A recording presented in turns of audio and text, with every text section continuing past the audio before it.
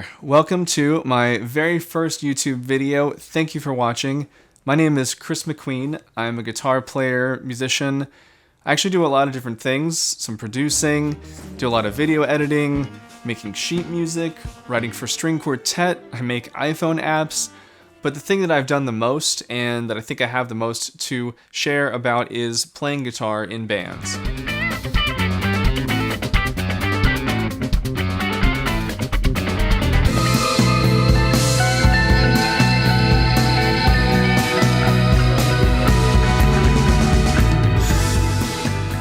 I try to put a lot of effort into being an artist, meaning that I want to use music to express myself, what's going on inside of me, my emotions. I'm trying to tell a story with what I'm playing and hopefully connect to the audience and make them feel something. So I wanted to start this channel as a way to share some of the things that I've learned that I think are helpful toward that end. I don't think you can become an artist overnight.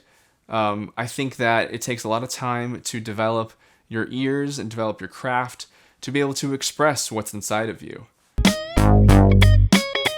Okay, so for this first series, we're going to be focusing on rhythm. And all the stuff we're going to do is going to totally apply to every musician. We are going to spend some time talking specifically about rhythm guitar playing. I wanted to start with rhythm because I do actually think in the world of guitar education, it's a little bit less explored. There's a lot of videos about playing different guitar styles, but what I want to do is approach rhythm as a means of self-expression in the same way that we would learn about harmony, scales, melody, notes, all that stuff. So what that means is we're going to break the concept of rhythm down to its essential elements.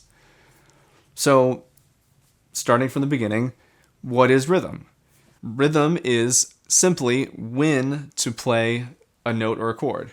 So let's say we're playing over a 1-bar loop in 4/4 time, and I've got just a simple drum beat here.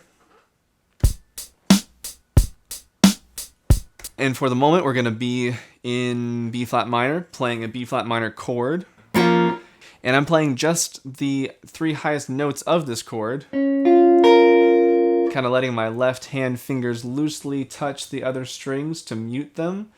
That way I can strum freely without getting any unwanted notes. And for now, we'll just do one short chord. And let's put that chord right on beat 1.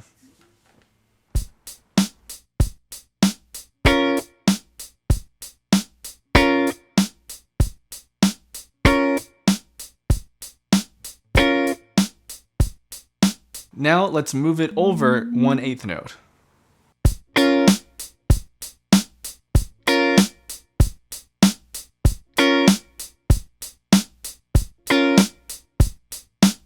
So now we're playing on the upbeat just after beat 1, also known as the and of 1, because in between every downbeat we say and for every upbeat, like this. 1 and 2 and 3 and 4 and 1 and 2 and 3 and 4 and 1 and 2 and 3 and 4 and 1 and 2 and 3 and 4 and... Okay, so now let's move it over again, one more 1/8 note, and now it'll be right on beat 2.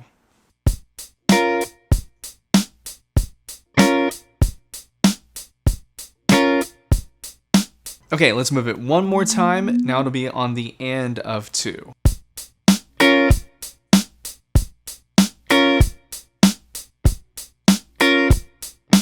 So we can keep moving this chord around the measure until, as you can see, we have 8 different rhythmic loop patterns.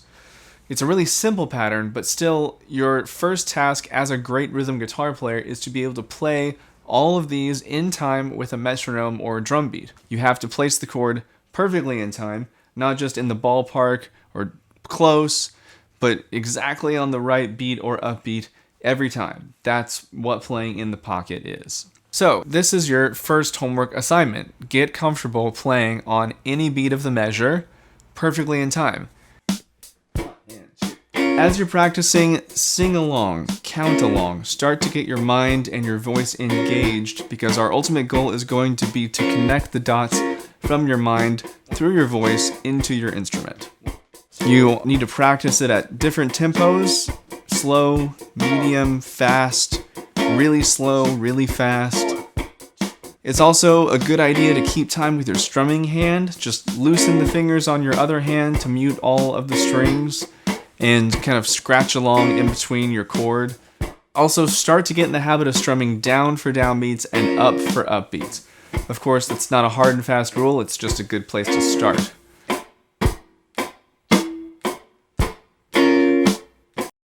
Okay, so now you've practiced these rhythms and it's extremely simple, just one chord, but already we're starting to make some decisions about where in the one bar loop we want to play. So how do you decide where to play? One way could be to base it off of what other instruments are playing. So let's just say that there's a bass playing with us. This last pattern we played, the and of 2, would fit really nicely if there's a bass line with a couple of notes right at the beginning of the measure, like this.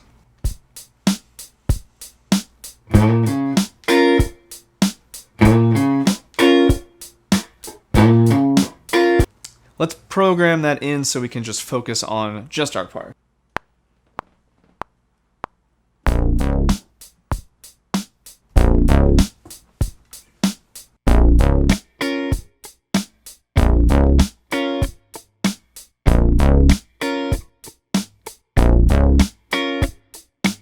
Already you can start to see how your rhythm is really simple, but it's actually kind of nice because it leaves a lot of room for everyone else.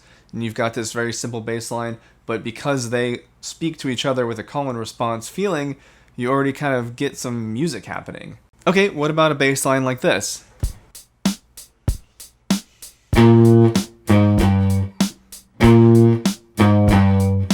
Which pattern should we use? Well, we could stay out of the way completely, maybe play on beat 4.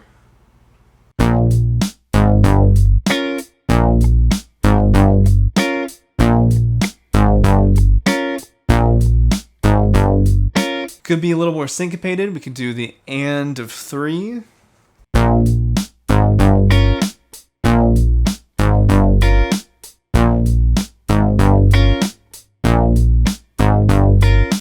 We could do the and of 4.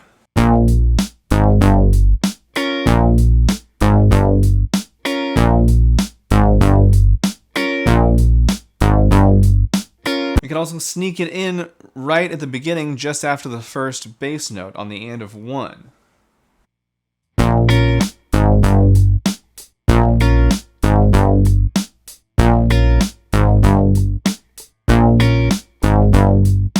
So each of these, it's a really small change, but they each have a totally different feeling as it relates to the bass line. Let's do one more, going all the way back to the very first pattern we did, where we play our chord right on beat 1. That could work really well for a bass line that doesn't play anything on beat 1.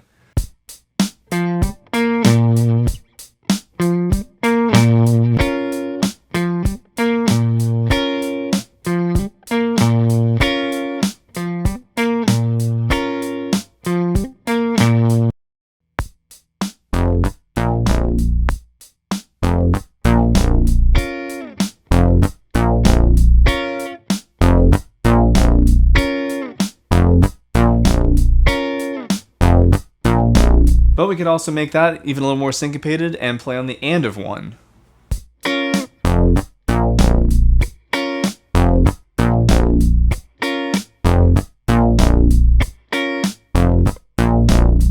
All of these are, of course, just some examples to demonstrate the concept. There's no hard and fast rules. You don't necessarily have to stay out of the way of the other instruments like we've been doing, but it is typically a good place to start. I mean, your ears are the best guide, so if you like the way something sounds, that means that it's good.